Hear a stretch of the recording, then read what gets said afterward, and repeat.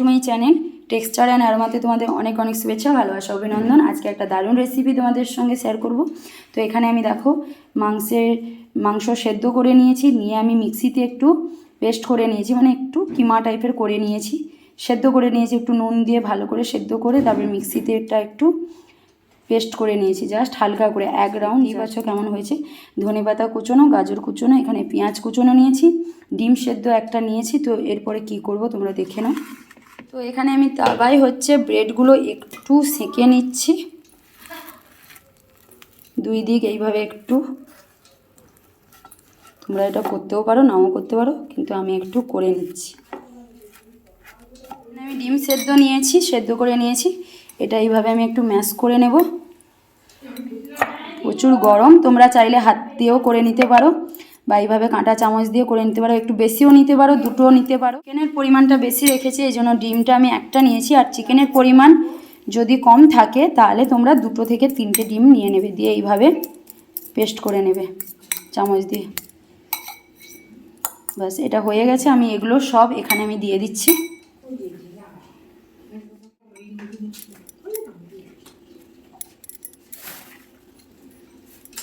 আমি এখানে দেখো মিয়োনিজ নিয়েছি, একটু বেশি পরিমাণ দেব। টমেটো সস দিচ্ছি পরিমাণ মতন, সব একটু বেশি পরিমাণ দিচ্ছি, তোমরা দেখে দিয়ে দেবে। মরিচের গুঁড়ো 2 চামচ, একটু বেশি পরিমাণ দিয়েছি। জিরে গুঁড়ো 1 চামচ এর মধ্যে অ্যাড করছি।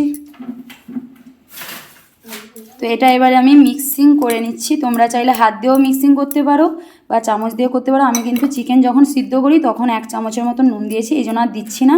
তোমরা চাইলে একটু চিজ দিতে পারো, অবশ্যই চিজ দিতে পারো। আমার কাছে চিজটা এই সময় নেই, এই জন্য দিচ্ছি না। আর একটু মিয়োনিজ, একটু টমেটো সস তোমরা দিতেই পারো। আমি আরও একটু দেবো, এটা মাখিয়ে নিই তারপরে। তো এখানে ব্যাটারটা রেডি হয়ে গেছে। আর আমি হচ্ছে ব্রেডের 4 সাইড ভালো করে কেটে দিয়েছি, কেটে হচ্ছে যেইভাবে করে নিচ্ছি তোমরা সেইভাবেই করে নেবে।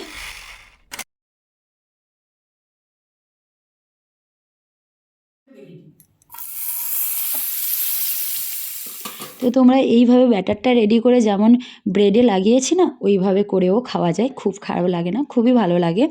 আর তোমরা চাইলে আমি যেটা করছি মানে বাটারটা দিয়ে, মানে প্যানে বাটারটা দিয়ে ব্রেডটা ভালো করে একটু সেঁকে নেব, একটু কড়াভাবে, মানে আমার একটু ভালোই লাগে ওই 2 সাইডে একটু কড়া ভেবে সেঁকে নিই, তারপরে কিন্তু খেতে দারুণ লাগে। পুরো বাইটটা ক্রাঞ্চি ক্রাঞ্চি আর ভেতরটা একদম সফটনেস থাকে না, দারুণ লাগে, অসাধারণ। তো অবশ্যই এইভাবে চেষ্টা করবে করার, আর নয়তো সেইভাবেও খেতে পারো, কোনো খারাপ লাগবে না, খুবই ভালো লাগবে। তো এটা হয়ে গেছে, অলমোস্ট ডান। তো আমি এবার তোমাদের গার্নিশ করে দেখাচ্ছি কেমন হয়েছে না হয়েছে।